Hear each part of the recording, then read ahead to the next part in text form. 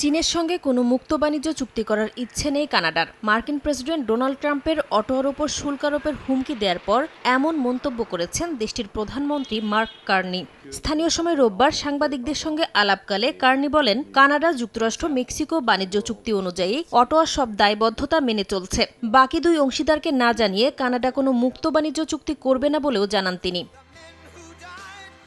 এর আগে চীনের সঙ্গে চুক্তি করলে কানাডার রফতানি বাণিজ্যের ওপর শাস্তিমূলক 100% শুল্ক বসানোর হুমকি দেন ট্রাম্প। গেল শনিবার সামাজিক যোগাযোগ মাধ্যম ট্রুথ সোশ্যালে এক পোস্টে তিনি জানান, কার্নি কানাডাকে চীনের জন্য যুক্তরাষ্ট্রে পণ্য ঢোকানোর ড্রপ অফ পোর্ট বানানোর কথা ভেবে থাকলে মারাত্মক ভুল করবেন।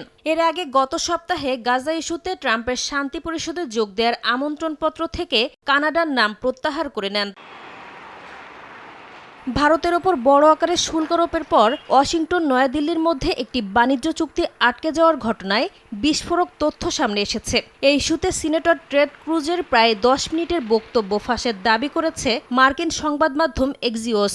নতুন করে বিতর্কের জন্ম দেয়া ওই অডিওতে চুক্তিটি আটকে থাকার পেছনে president Donald Trump, vice president JD Vance ও হোয়াইট হাউসের বাণিজ্য উপদেষ্টা পিটার নাভারার যোগসাজশ আছে বলে উল্লেখ করেন ক্রুজ।